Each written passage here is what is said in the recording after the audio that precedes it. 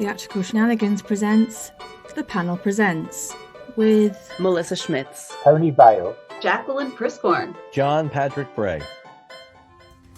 Hello there, and welcome to our second instalment of The Panel Presents. I hope you're well out there wherever you're listening. If you've not listened to this particular series before, then you are in for a real treat, because not only do you have my company, but the company of four amazing people who are involved in theatre worldwide in loads of different ways. They're here to discuss various topics about the world of theatre and provide you with some interesting and insightful responses to topical questions. So, without further ado, let's meet our four panellists, shall we? My first panellist is new to Theatrical Shenanigans, but is due a second stint when he joined me as a guest for Season 2. Outside of that, though, he is a writer of stage and screen, editor, and a published author. He has a vast list of achievements, including the publication of Stage It and Stream It, Plays for Virtual Theatre, which is available on Kindle and in paperback on Amazon. When he's not busy writing amazing works and winning all kinds of awards, he also teaches in the Department of Theatre and Film Studies at the University of Georgia. So I'm thrilled he could take time out of his busy schedule to join me. Welcome, John Patrick Bray. Thank you. I'm happy to be here.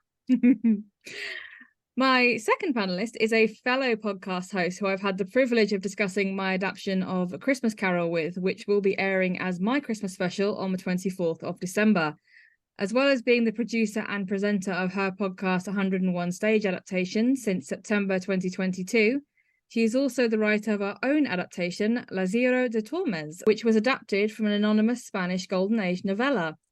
She has entertained the masses with interesting interviews, and now it's her turn to chat for the second time on Theatrical Shenanigans. Welcome back, Melissa Schmitz. Thank you for having me back.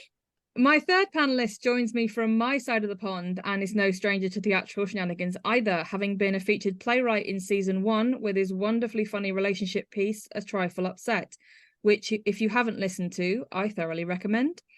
He hails from Norfolk, UK, and as well as being a fabulous playwright, he has also founded his own playwriting group, 4x4.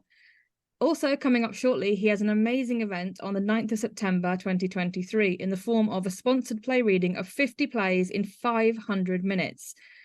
Sounds exhausting. I've had the great pleasure of getting to know him and his work through Literary and Discourse play reading, and now I'm thrilled to have him on the panel. Welcome, Tony Vale. thank you very much.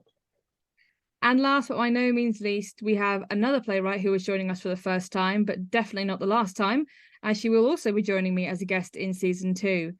With 26 years of playwriting experience, it's no wonder she has such feathers in her cap as a screenplay currently available on Amazon Prime and multiple plays in published print.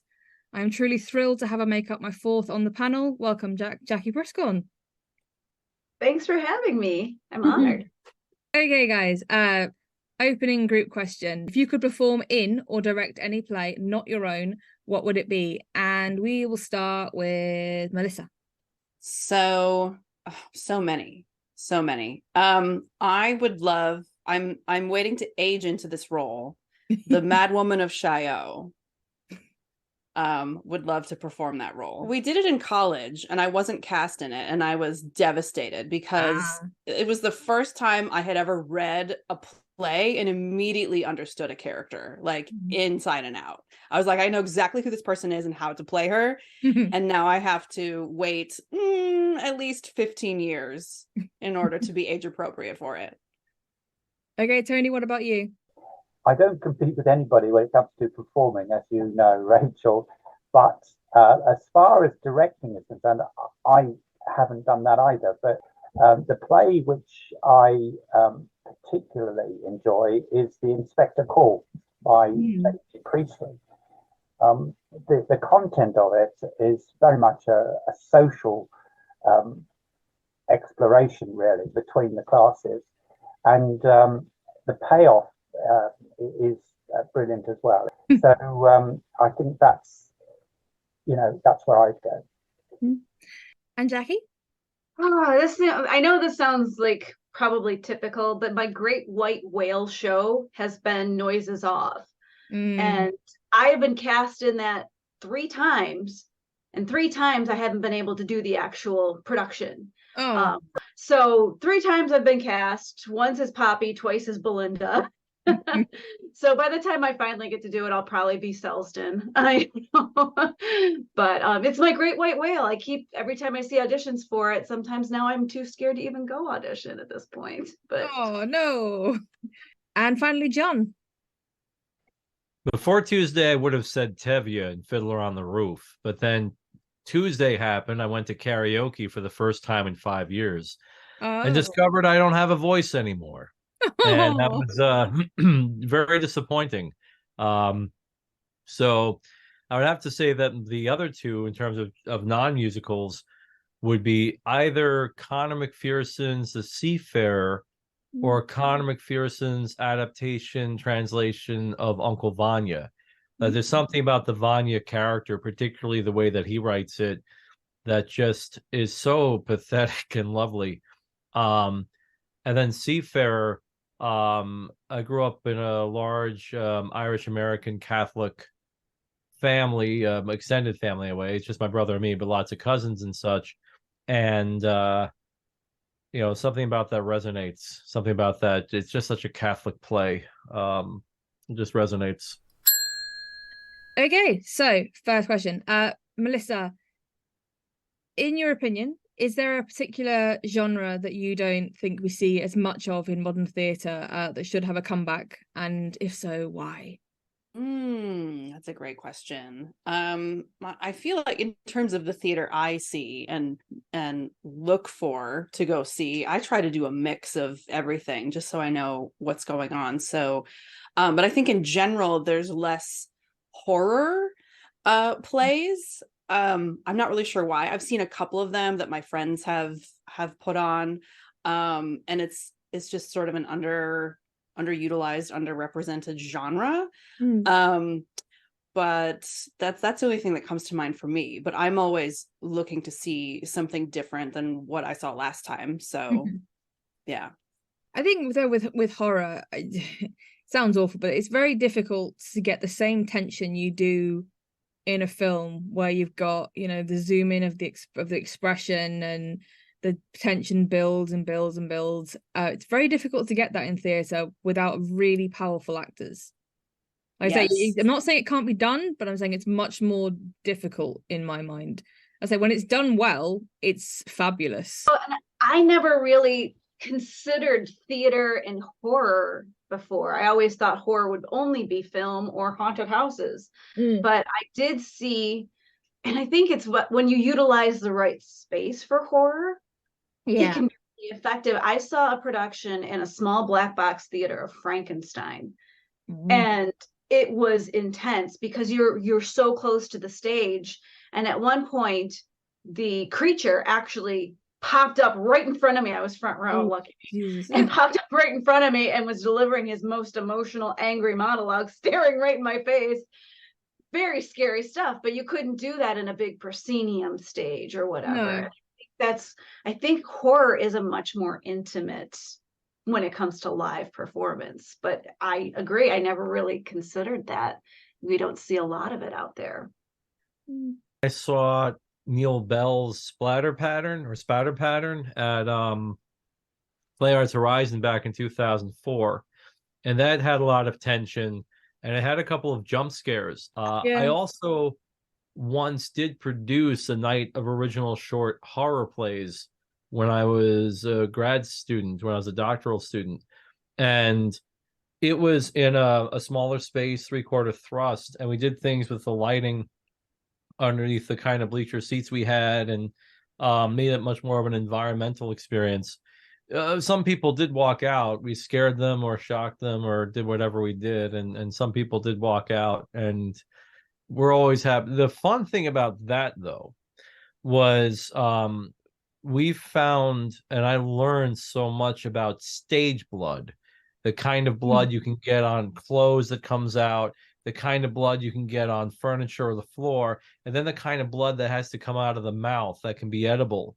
But we had somebody got their head bashed in, so we had a wig with a packet. We had somebody get their face ripped off. We had somebody get their eyes gouged and crushed, and we had a beautifully messy time in this educational environment. And my doctoral advisor loved the night, but the performance faculty invited me to never do anything there again. And I take that as a mark of success. Absolutely. With the evening, at least. To a sort of multimedia approach, doesn't it? I mean, the technology now that theatre producers can call upon, sound, you mentioned atmospherics, so that basically the target would be the five senses, and trying to attack all of those at any one time. The problem with horror on stage is often it falls into camp, and I don't have a problem with camp, but it seems like it's if you're not, how do you create that tension? How do you build it in the writing? And I think that Neil Bell has been very effective in figuring that out, particularly with his chilling play. I think that Doug Wright with Quills has figured that out, but it's more of like it gets under your skin and stays with you kind of effect. I was going to say Sleep No More, I hear, can be kind of a horror-filled evening for some folks. But I do think it's bizarre, though, that there seems to be less horror out there when Halloween is just a perfect time for it. Like, obviously, because people are doing plays at Christmas and some people do plays in the summer, and then Halloween just gets missed out completely in the middle. For me, that's a perfect night of just kind of, as you said, Jackie, in intimate black box theatre, or even cafe style with like dim lights and candles on tables and like 3 or 4 like one act horrors, and you'd leave an impact. It's not a genre that can be easily forgotten. Out here in Detroit, we used to have Night of the Living Dead the musical every Halloween, and it sold out, and it was so good. Like at the end of Act 2, the zombies get to the live band and kills the band and turn them all into zombies. And then Act 2, the music is all much slower because the band's all zombies. Oh, that sounds It was brilliant. And of course, the first 2 rows did get soaked in gore and stuff. And everybody came ready for that like it was a Gallagher show. And it is a brilliant idea for theaters to maybe pick up on. You will get butts in seats because people love to do things at Halloween. Spooky season is a seller. Yeah. And it's ripe for theatricality. So you're right. Why aren't we seeing horror? And if you think about it, a haunted house is immersive theater. Yes. So I think if somebody just takes that idea and expands upon it and adds like a cohesive narrative, you could have a really great theatrical experience. You get that a lot around Halloween over here in theme parks, and they advertise for performance students to just go in and get dressed up and basically scare the living daylights out of their guests. The two things that I love at Halloween, one I haven't done in years. So I'm from upstate New York originally, and in Ulster Park, New York, they've got the Headless Horseman hayride, where they do create a new narrative every year. And there's a haunted hayride, and then a haunted maze, corn maze, and then 2 haunted houses. But it all follows one through line. That's a really fun thing. And it's the same thing that you were saying, Rachel, where they invite young performers to audition for these roles and play these roles. Yeah. And then the other thing that I do now that I'm in Georgia is in Atlanta, there's a Center for Puppetry Arts. And every Halloween, they have the Ghastly Dreadfuls, which is a kind of music hall meets Grand Guignol evening of theater that's just delightful and wonderful. And some of it's genuinely spooky, some of it's goofy, and it's all entertaining. But I wholeheartedly agree there should be more. I would be very happy. It's my favorite season. Okay, Melissa, do you have a final closing thoughts before we move on? Yes, John, your Dracula adaptation is on my giant stack of scripts to read, so you might be getting a call from me in a few weeks. Thank you. Yeah, instantly before we move on, I mentioned it earlier in the introduction, but if you haven't listened to Melissa's podcast, 101 Stage Adaptations, please do. It's fabulous. It's brilliant. Plug ended. Thank you for that, Rachel. Okay, Tony, in the world of submissions and opportunities, how much of it do you believe is organizations genuinely wanting to give new writing a chance, and how much of it is exploitation? Well, it's an interesting question for me because I didn't really get too much into this idea of submitting for those sorts of opportunities until I got into the sort of international frame of mind, you might say, as a result of COVID. With regard to opportunities, it comes down to whether you feel it's worth doing, because you get here in the UK, we have BBC Writers' Room, for example, which tends to be a gateway to not necessarily any particular piece of work, but more a relationship with the writer.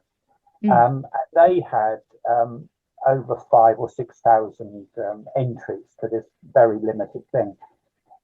It's one of the reasons myself and several other writers decided if we wanted to write something and be pretty sure it would reach an audience, we'd have to do it ourselves, and we'd have to put in a capability that we could manage as a team.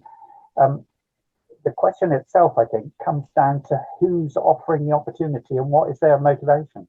A bit of cynicism, I think, when there's a request for admission fees because a few hundred entries times X, and if there's a small prize or honorarium or something for the winner, there's a bit of a profit there. But I can equally understand, there are costs involved depending on where you're staging this, whether you have anywhere to stage it.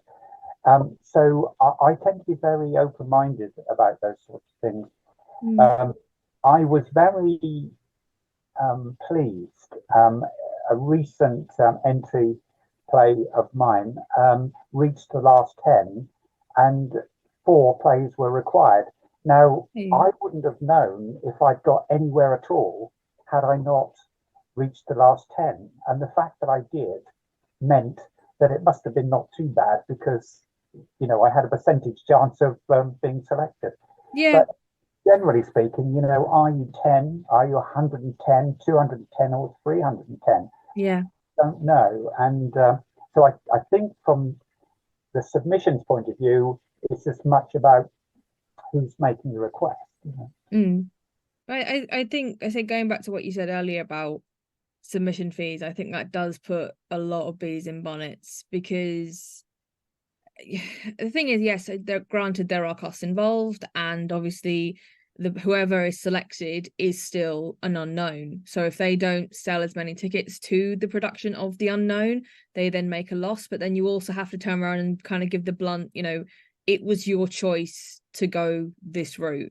You have to do your research. You have to look up the play you're about to submit to, or the theater you're about to submit your play to, and find out if your play actually fits their mission statement before you submit as well. Don't just be sending stuff willy-nilly. No. And if this theater doesn't even really exist, it's just, Hank from his van down by the river setting up this submission and saying, Venmo me $50 and y'all read your play. I mean, you have to do your own research. You have to see what their previous seasons were. But also when it comes to these theaters, when they're doing these like 10-minute play festivals, yes, there are costs, but when you do a 10-minute play festival and you're selling tickets, you're getting the family members of every cast member at each play. You're getting their friends. You're getting more butts and seats when you're doing more than one play. So it really shouldn't be the burden of the playwright to fund your production of the play. Could you charge Neil Simon to submit a 10-minute play? I don't think so. And I get that it's about whether or not you're a name or not. There's a local filmmaker out here who says, you want to be paid more, be worth more. Well, who determines that? Yeah. It's very frustrating. So I think that the burden should be on the theater itself. If the theater wants to produce it, don't produce it if you can't afford to produce it. Full stop. I respect that you can't afford to produce my play. I've got 4 explosions in the background. I understand some other theater will, but if you want to make this production, it's on you, and stop making the burden be on the writer. Yeah. But so going back to what you said as well, Tony, about the decision to produce yourself, a lot of playwrights rely on the possibility of getting through submissions and competitions and opportunities because they can't afford to do it themselves. And it is a little bit heart-crushing when, like I say, you said you got down to the final 10. If you submit something and then never hear from them again, I'm not saying, they need to give feedback for every play, but just, a standard templated email of, sorry, you weren't successful this time, because I've entered submissions that I've never heard from them again. And after a certain point you kind of assume, but I think general etiquette has declined. Even it's so easy to send an email. It's so easy to send a form email, and yet we don't hear back. And I get this mostly when I'm applying for jobs where I never ever hear back. But in terms of submissions, usually there's a particular email that you send your submissions to, and it's so easy to create an automatic reply with some sort of nice message, and then again, so easy to follow up with all of the people you're not moving to the next round to say thanks but no thanks, better luck next time. Exactly. Interesting, the culture of it, actually. I don't know if it varies in the States. The term community theatre one see quite a lot. And community theatre over here, I don't know if you agree, Rachel, but we would think of a local drama group. And they usually don't have premises themselves. They would hire somewhere. They might have a regular venue that they kind of take charge of, for 2 or 3 times a year or whatever else. But otherwise, it's just a collection of people. We have playwrights collectives that we've had a bunch. Workhouse Minneapolis, Playwright 6 in Los Angeles, most popular 13P in New York, where a group of artists, writers get together and commit to producing one play by each member over X amount of time. Self-production here, it's expensive just like anywhere else. I don't do it anymore. I used to do it. Once I actually made money doing it, which was amazing. We actually made money once doing it. But most of the time you don't even recoup costs from being in festivals and such. Worth it. We got some great exposure. We did a few things. This is years ago, though. This was before we had kids. Once we had kids, that conversation changed, because it turns out they like to eat a lot. Who knew? But what I did like about self-producing, though, I didn't like trying to find the money, but what I did like was that it did teach me a lot about production. And I like that because I do keep that hat on now whenever I write.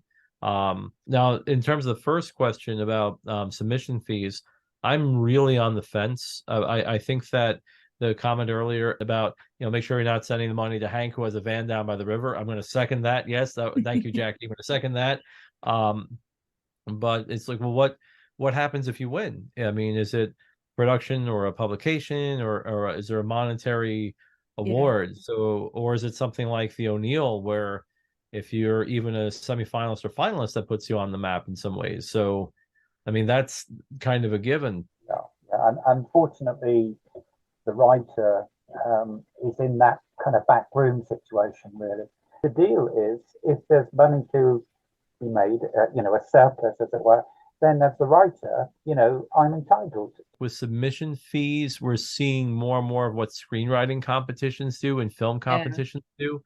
But so I think it's complicated, submission fees. I also think that it's a tremendous amount of gatekeeping. And that's problematic, because there are some great writers who you meet and you read their work and say, why don't you send to such and such? And they're like, well, I don't have $35. So complicated. Well, it also takes a certain level of confidence in your writing to say, my writing is worth risking. It's like going to Vegas and putting it all on red. My writing is worth risking this $35 fee that I may never see again. My writing is that good. And I'll be honest, I have never had that kind of confidence in my writing, because you never know who's reading it. Somebody might read it and say, I just don't like the name of the author, or I don't like the title of the play, and I'm not even going to give it a chance. And because it's also very subjective. So, Tony, your final thought before we move on? My final thought is to say to any writer, don't treat it as a barrier. See it as a challenge, and be selective, but don't dismiss the whole idea of submitting to these opportunities. Jacqui, with the ever-expanding world of television, big budget films, and streaming services, do you think theatre can keep up with that world? Well, the beauty of theater is that it is not like film and television. It's live. It's right there. And there will always be people who will prefer the magic of live theater. The only thing I think that theater needs to do is make itself a little bit more accessible. There's a small union theater here that I used to work at, but it's no longer in business, but they had like 150 seats. They charged $50 a ticket. That was a lot, I thought, and I could never get anybody to come see me. And you can ask for industry discounts, but you always feel really badly because, there's a reason why they're charging so much, I think. So theater, and if you go to New York or even I'm sure London, the tickets are very expensive, expensive.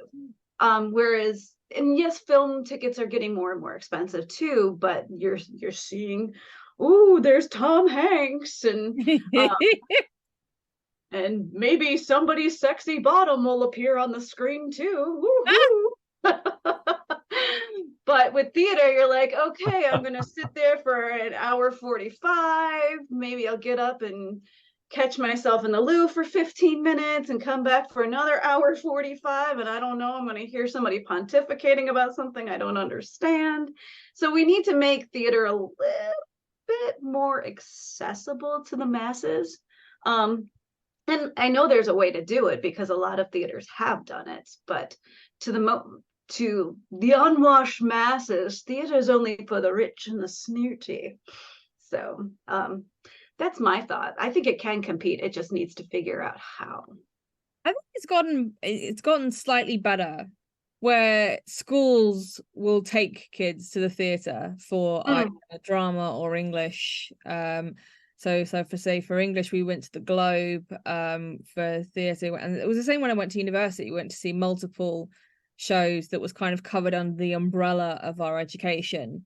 Well, and I remember seeing Wicked out here, and they brought a school group, and the school group, we were all in the nosebleeds, and right behind my seats were the bathrooms, and the school group, all the girls went into the bathrooms and talked through the whole show, and I couldn't hear anything.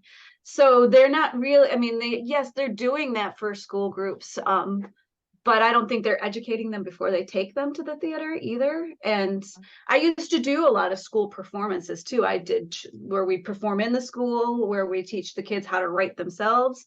I did Dyer Van Frank, and those are special shows because they get to do the talk back after and learn about the magic of theater. That's when it needs to start, is bringing the school groups to the theater, but also educating them about it. And that helps make it accessible for sure.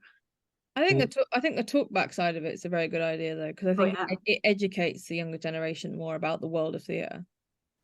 You mentioned the word accessible. I would just refer to that other meaning of it. People literally being able to get there. Yeah. The kind of economics of it, but there's also, if you live alone or you're a single parent or whatever, and you can't get out.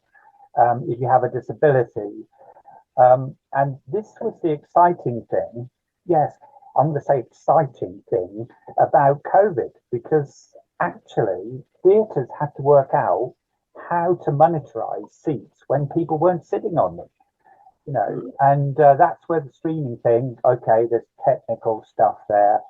But the National Theatre over here has, well before COVID, was doing filmed versions of stage productions, like The War Horse and so on. And it was multi-camera. It was all it was cinematic, really. And but you could go to your local community centre with a screen and actually watch it, for about 10 quid or something like that. So it was accessible in that kind of way. And I wonder if that is still a route. There was so much kind of anti about COVID.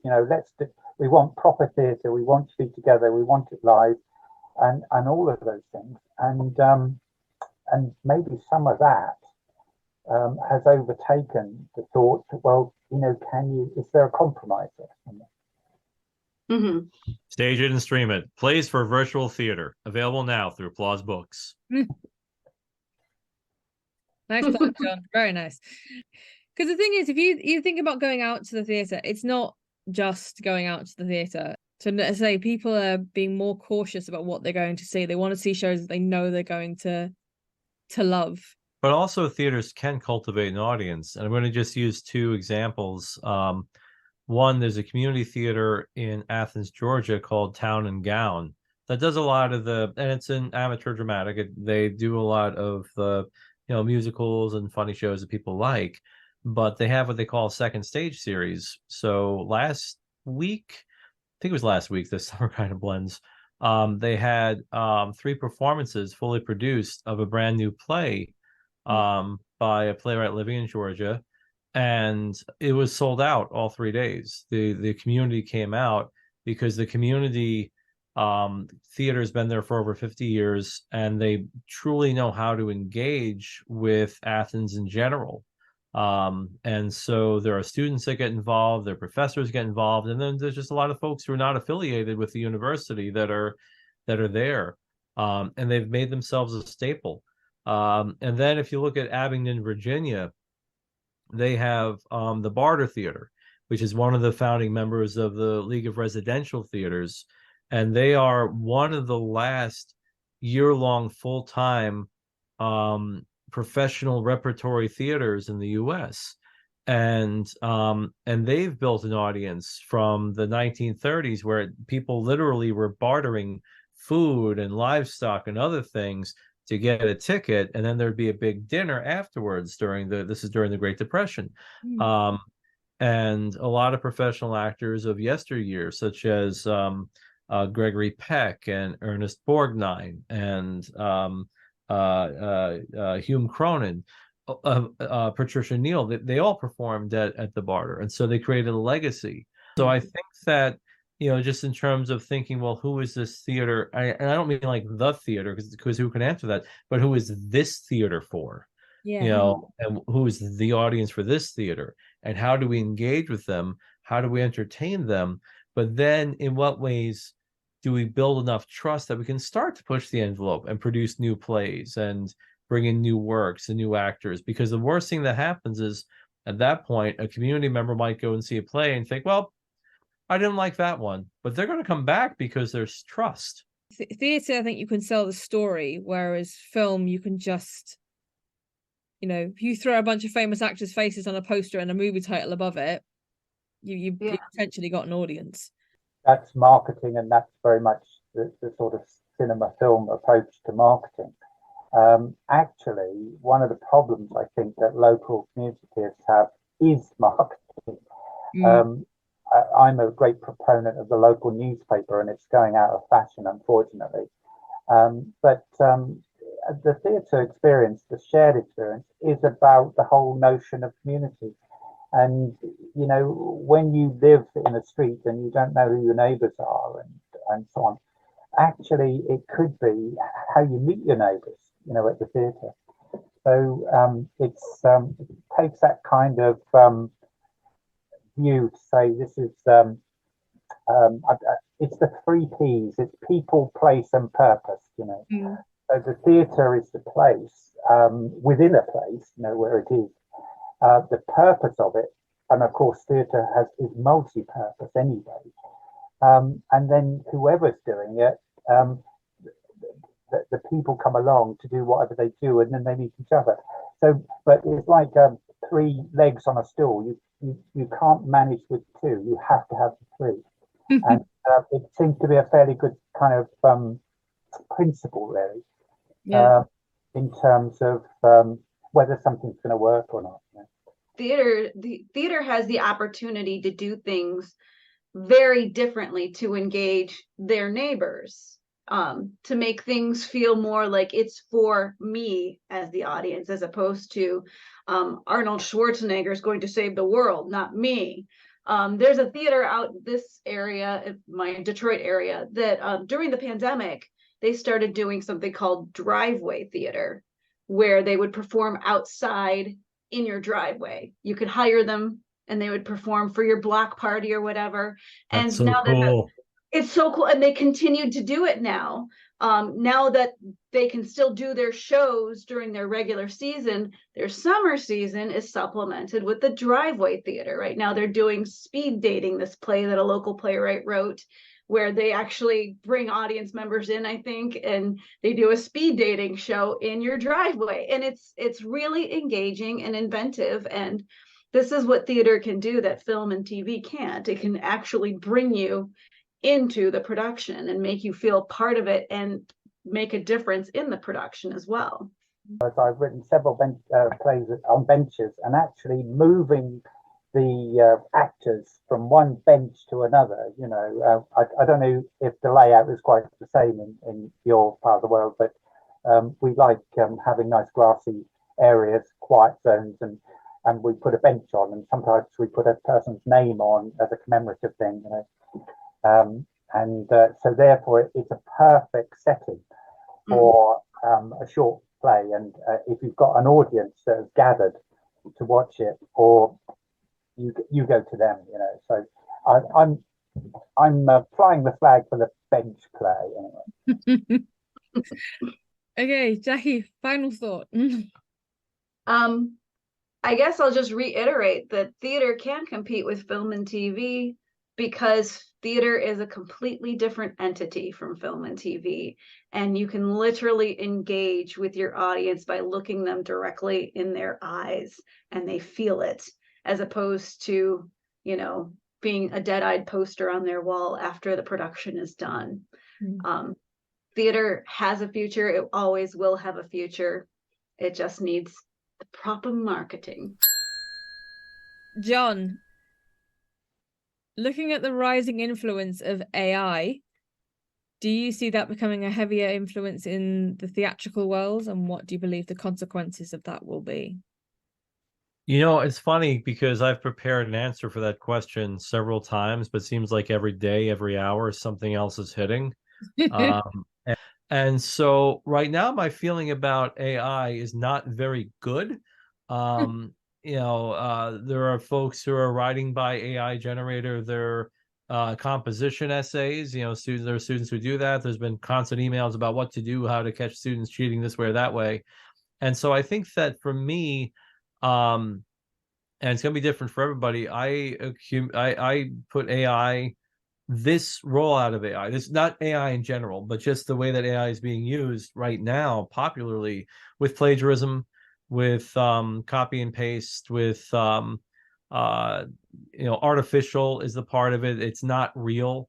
And does it pose a threat to playwriting? I'm going to say maybe, only because it seems to be a threat so many other places. It's essentially letting somebody else write your play for you that you're submitting. And who knows, maybe the AI generator will pump out something great. Maybe it won't. The more I read about AI, the more I feel like the world has moved beyond my sensibility. Does it pose a threat to theater? I don't know. Can it pose a threat? Well, it seems to be posing a threat to everything else, so probably.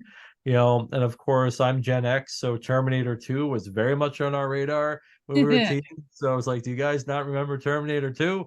I wish I had a more intelligently thought out answer, but because so much information is developing so quickly about the dangers, so much is being exposed so quickly about the dangers of AI, and of course the writer strikes and the actor strikes, and the way that actors are being copied and pasted into things, and I know, and then there was I just read this morning that one of our major news conglomerates are going to have articles written by AI. So Deadline, and even The Onion is now going to have more articles written by AI. And that's a satire paper. So satire is now being written by, and I worry that we're forgetting about the ramifications that technology has on people. That anytime we have a technology that gives us an easy fix, that or an easy convenience, it's at the expense of something else. I'm very much a skeptic, and I very much also feel like, okay, well, you know what? I'm doing what I'm doing over here. I have no idea what's going on over there, which is irresponsible of me. And maybe it's a mark of privilege, but I do think it can be dangerous. So far, it seems to be pretty dangerous. And it does have a definite impact on the lives of writers and actors in Hollywood. So at some point, it's definitely going to have an impact on us as well, if we let it keep getting out of control. And I'm glad that there are some companies that are stepping up and saying, we're going to put safeguards in place. We're going to try to control this. But it's here, right? I mean, AI is here. There's no going back. We've opened Pandora's box. So now it's just up to what kind of regulations can be imposed to try to make sure that it's used ethically, whatever that ethical use is. I can't help but think, especially when it comes to writing or playwriting specifically, if they're going to use AI to write plays, or if a theatre is going to use AI to write plays, then fine.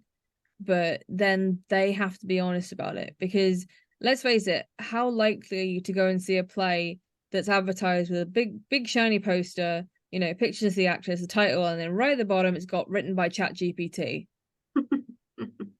I don't know. I think some people will turn out for that, believe it or not. Don't get me wrong. I'm not saying it won't have a following, because there'll be people, fascinated by this concept. But at the same time, you've got people who've, are lovers of Weber and Stephen Sondheim and Shakespeare and Arthur Miller and Agatha Christie and everyone else who's been before, and they're like, no, I will not abandon my theatre. I hope you're right. So as an artist, where's the fun in letting a computer write it for you instead of letting your brain write it? I mean, yes, some people will buy these ChatGPT written scripts, and it sucks, but it's also got to be fun, because they'll also buy scripts written by Hank and that van down by the river who's taking your $50 submission fee, and his play ain't that great either, but some people liked it, So, I mean, it's just all about, you got to create your art because you want to create your art, and not worry that a computer might be better than you. Maybe it is, maybe it isn't. But so are all of you. Y'all are better than me too. And sometimes I get produced and sometimes you get produced. Is it because the subject matter here, or the focus, is around the arts and culture element? That's all fairly subjective anyway. If you're an artist and you draw a picture, paint a picture, and you put it up in an exhibition and somebody buys it, has the fact that somebody bought it given it now credibility? And hang on a minute, actually I'm going to do prints of this now, and it's not quite the same, it's not the original, but this is a print of a print and so on. So it's a sort of similar thing, generating income. But is that any different to a robot putting bits onto a car on a production line? Because otherwise a human would have to do that. I think the thing but using your comparison of the robotic car line, is that is a series of steps. So that robot has been given a set of instructions. Your arm goes here, then you pick up this, and then that goes there. We all know playwriting is not a series of steps. Playwriting can go from 10 minutes of an absolute breeze to sitting there at 3 a.m. swearing at your computer because you can't figure out where you're going. And I think that's where the difference lies. I don't think creativity is something you can manufacture. I really don't. Not in a authentic way. Your lips to God's ears. Yeah. I think the other thing is that in terms of the threats that AI poses, of which there are many, I think theater and the arts are lower. I was listening to something yesterday that somebody's trying to use AI and these things to hack into the nuclear codes. So, that's a much more serious issue than, is somebody plagiarizing a play using Chat GPT. Yeah. But so we could be worried about playwrights being displaced by AI because some theater companies don't want to pay playwrights anymore to produce new work. They want to have their Chat GPT script series, which I think is a great gimmick. but like, it's just a gimmick. It's not going to completely replace all playwrights. And the other thing is that at this moment, AI doesn't really generate anything new. It takes what already has been fed to it and creates something else from it. So I think there could be like a temporary threat to theater and playwrights until we figure out, oh, these AI generated scripts are stealing from XYZ scripts that these people have written, and they can now, file a lawsuit that this script is plagiarized my other scripts. And like, AI is not going to be writing Hamilton or like something at a very high level. So, it could be like a fun little like side thing your theater does, producing AI generated AI, script festival.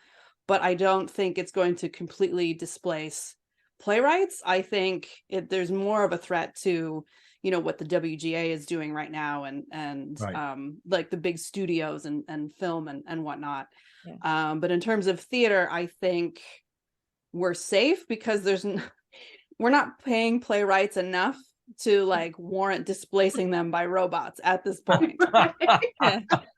Well said. I love that heartbreaking answer. In the worst way, we're not valuable enough to be plagiarized by robots.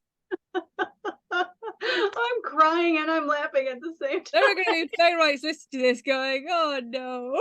Well, I'll be drinking tonight. On that horrible notion, John, final thought. Well, today I learned we're not valuable enough to displace. So we're safe for now. But in terms of the rest of the world, between the strikes and the possibility of having nuclear codes seized, hopefully there'll still be a theater and a world. So we move on to our last question. If there was one thing you can make better or easier in the world of theatre, what would it be? And I'm going to go back to John. I think that live theater in the US is not as important part of our culture as it used to be. And it's not just that I don't think it's just film and television, because lots of places have film and television where theater seems to be doing at least all right from a bird's eye view. Well, not great, but better than we do here. So I'm not sure how to make it better or easier, but what I would love to see is I'd love to see it become part of our culture again. And I have to wonder if this goes back to the earlier comment I made about Town and Gown, the community theater, and then Barter Theater, the professional theater in Abingdon, that the notion that, we shouldn't ask what can theater do, but what can this theater do in this space, in this community. I think perhaps that's it. I think that maybe a way to make it better, for lack of a better term, would be perhaps having a theater that works with and is for and by a community. And perhaps if we see a proliferation of that, like maybe a new little theater movement or a new community theater movement or something, that maybe we could remember just what a joy it is. Maybe. Jacqui? Man, can't follow that. That's brilliant. I mean, I guess I'll go back to accessibility, making it, but not necessarily making it cheaper and or easier to get to the theater, but making it so that it feels like it is for you, that it's not too hoity-toity to go to the theater. This is going to be a good fun time out. So accessibility can mean a lot of things, and I think in my mind accessibility is the word that I would like to make theater is make it fun, make it intriguing, make it for you. And I love the idea of making each theater for the community. So I'm kind of stealing John's answer, but I'm twisting it and making it for me. Tony. I'm going to say, I'm going to use, look at that word community and a bit of it, the unity bit, because I think unity is the important bit of community. And if members of the community or sections of the community, over here we talk about the private sector, the public sector, private being commercial organisations, public being local authority, and there's a third sector which is the voluntary charitable sector. So there's elements there, but the unity comes from what do each of these elements need to get out of it, and to show how each can do that. So if it's a commercial organisation that wants to make its presence known, it can invest a bit of its promotional pound or promotional dollar into this theatre or this production, particularly if it carries a certain message which is in keeping with their corporate image, if you like. It's also about unity of population, being representative of all of the community in its various forms. So I go for community with unity being the kind of theme to it. And finally, Melissa. I would like artists and everyone involved in creating theater to be paid more, while at the same time making tickets affordable for the communities in which these theaters are producing. Short, swift, and to the point. Okay, well, that brings us to the end of this episode of The Panel Presents. Guys, thank you so much for joining me. You've made this an absolute joy. Thank you. Thank you. Thank you. This was fun. Thanks. And that brings another episode of The Panel Presents to an end. I hope you've enjoyed the discussions and debates we had today, and if you can take away something interesting, then that is what it's all about. I hope you can join us again on the 2nd of September, where I'll be engaging in more lively discussion with a fresh set of panellists, so make sure you don't miss it. We also have a treat for you tomorrow in the form of the start of Season 2 of Theatrical Shenanigans. As of 10 AM UK time, episode 1 will be going live, and I will be joined by John Busser, who was the playwright of the last piece we had at the end of Season 1. And we will be listening to the first of 10 original plays that will fill the second season, so make sure you don't miss out. As always, if you like the show, then please show your support by liking, sharing, commenting, or visiting our Buy a Coffee page. In the meantime though, I've been Rachel Feeney-Williams, this is Theatrical Shenanigans, bringing down the curtain and saying I hope you can join us next time. Theatrical Shenanigans was an RFW Scripts production, with music written and produced by Chris Cody.